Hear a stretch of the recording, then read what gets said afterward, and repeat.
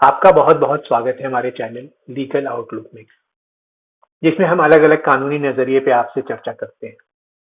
अभी 2 दिन पहले मेरे पास एक सवाल आया एक व्यक्ति का कि क्या पार्टीशन या बंटवारा के लिए जरूरी है कि कोई मुकदमा फाइल किया जाए, या क्या क्या तरीके हैं जिससे बंटवारा हो सकता है, और उसमें से आपके अनुसार क्या बेहतर तरीका है। तो उनसे डिस्कशन हुआ, उन्हें बताया मैंने। अब मैं सोचा कि इस मुद्दे पे आपसे भी चर्चा कर लूं, अपने व्यूअर्स को भी बताऊं कि क्या क्या तरीके हैं। तो वैसे बहुत अलग अलग तरीके हैं, कई तरीके हैं, अलग अलग तरीके हैं जिससे कि बंटवारा हो सकता है। जब भी बंटवारे की बात करते हैं और फादर की प्रॉपर्टी जो ज्वाइंट प्रॉपर्टी होती है या एंसेस्ट्री प्रॉपर्टी होती है उसके बंटवारे की बात करते हैं, तो उसमें सबसे जो इम्पोर्टेंट रोल होता है, अगर फादर जिंदा है तो फादर के पास एक स्पेशल पावर है या उसका बड़ा अधिकार है। और इसको कि हम एक कॉन्सेप्ट है जिसको कहते हैं पैट्रिया पोटेस्टास, जिसमें ये बेसिकली एक रोमन वर्ड है जिसका मतलब होता है पावर ऑफ फादर।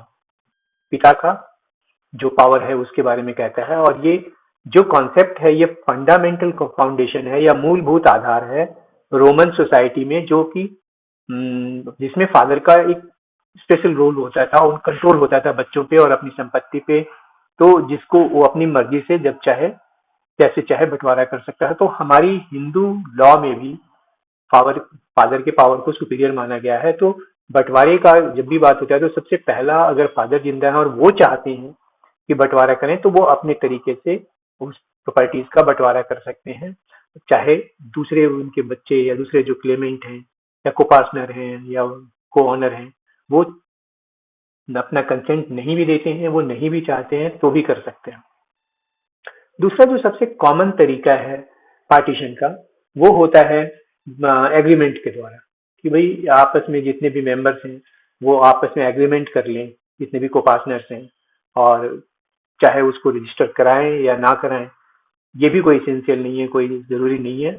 लेकिन जब मुझसे पूछा गया तो मैंने कहा कि जब आपस में सबका एग्रीमेंट है तो ये समझदारी होगी कि जो पार्टीशन डिड बनवाओ और उसको आप रजिस्टर कराओ, क्योंकि फ्यूचर में कोई कॉम्प्लिकेशंस नहीं हो और किसी कोई अपनी शिकायत लेकर या कोई ये लेकर कि फ्रॉड से कर लिया गया है। इस चीजों से बचने के लिए बेहतर है कि आप उसको रजिस्टर कराओ। तीसरा तरीका है कि अगर आपसे समझौता नहीं हो पा रहा है, आपसी सहमति नहीं हो पा रही है, तो तीसरा तरीका है कि भाई आप किसी आर्बिट्रेशन के जरिए कर लो, किसी की मध्यस्थता से कर लो, जो कि गांव में बड़ा कॉमन होता था कि पंचायत में होता था।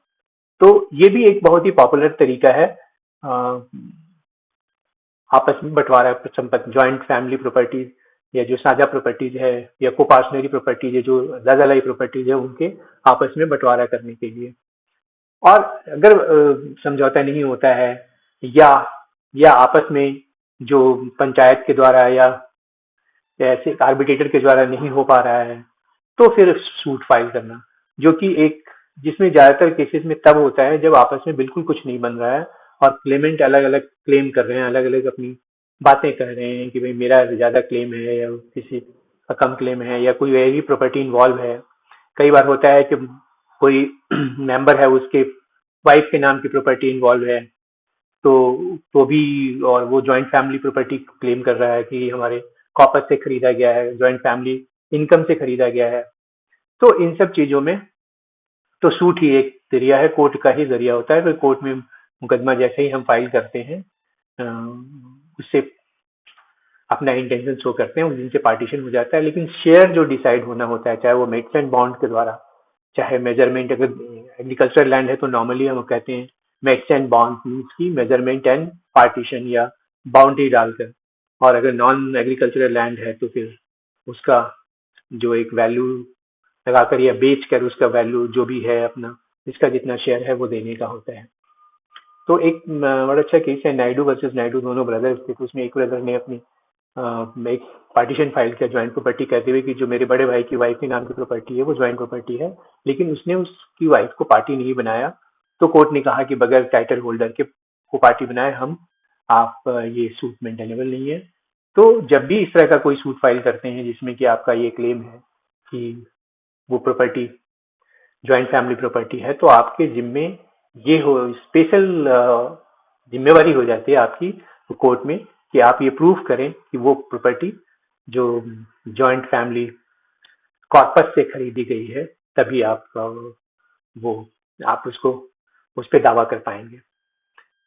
एक और वजह, एक और सिचुएशन होता है जिसमें पार्टीशन हो जाता है कि अगर कोई मेंबर जो जॉइंट फैमिली में है या को पार्टनर है, वो अपना रिलीजन चेंज कर लेता है, धर्मांतरण कर लेता है, तो उसका उस फैमिली से जो है उसका लिंक खत्म हो जाता है। वो लिंक विच्छेद हो जाता है, जिसको हम कहें सेवियरेंस हो जाता है। तो वो उस समय एक पार्टीशन हो जाए, बच्चे जो जितने भी मेंबर्स होते हैं उनका शेयर डिसाइड हो जाता है।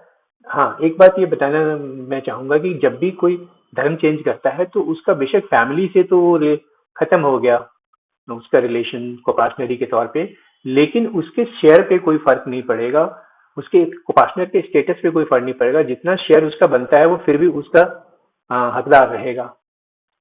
अब एक जो जब सबसे कॉमन वे है कि जो पार्टीशन अगर आप चाहते हैं तो आप उसको नोटिस दीजिए मेंबर्स को, जितने भी मेंबर्स हैं उस फैमिली में, या कोई करता है तो आप उसको दीजिए। और जिस दिन वो नोटिस सर्व हो जाता है उस दिन से वो एक इसेंशियल एलिमेंट है पार्टीशन का, कि आपको अपना इंटेंशन शो करना होगा और सभी को उस इंटेंशन का पता चलना चाहिए कि आप उस फैमिली से अलग होना चाहते हैं और पार्टीशन चाहते हैं अपना उस फैमिली।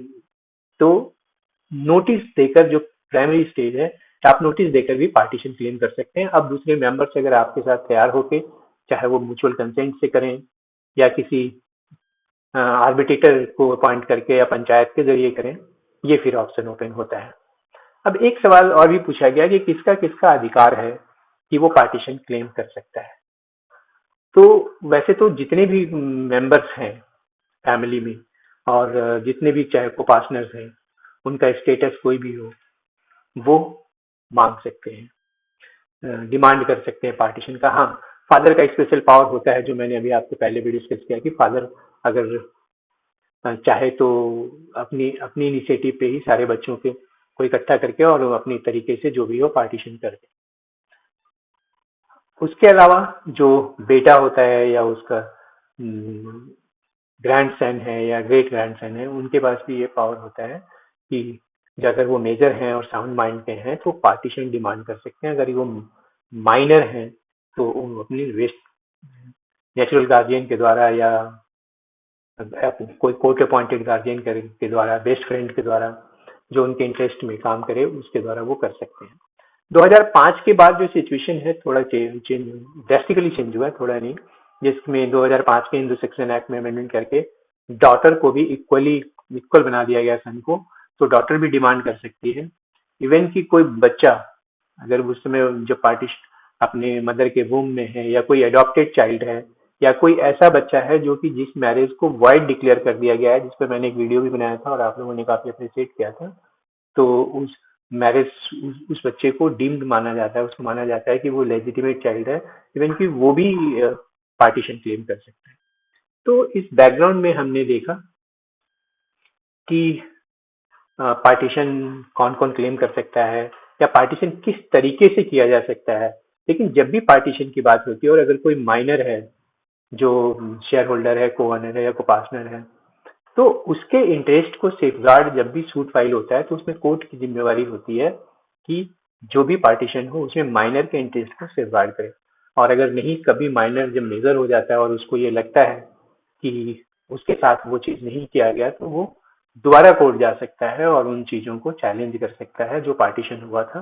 अगर वो ये प्रूव कर देता है कि जो पार्टीशन हुआ था वो उसके इंटरेस्ट में नहीं था या उसके इंटरेस्ट को प्रॉपरली सेफगार्ड नहीं किया गया उस प्रोसेस में, तो वो पार्टीशन फिर भी दोबारा रीओपन हो जाता है। हाँ, रीओपन की बात करी तो इवन की जो पार्टीशन हो गया है उसको भी रीओपन कर सकते हैं, उसके भी कई ग्राउंड्स हैं। तो मैं अपने अगले वीडियो में उस ग्राउंड्स के बारे में बताऊंगा कि किस किस सिनेरियो में जो पार्टीशन हो गया उसको भी दोबारा से रीओपन करके आप कोर्ट में के जरिए रीओपन करके दोबारा से उसको पार्टीशन के लिए क्लेम कर सकते हैं। तो पार्टीशन की जो मैंने कई बनाई हैं उसमें ये एक सिलसिला है, जो भी सवाल मिलता है मुझे उसको इकट्ठा करके हम चाहते हैं कि उस पर डिस्कस करें, और ये किया है। अगर आपने वीडियो चैनल सब्सक्राइब नहीं किया है तो प्लीज सब्सक्राइब कीजिए।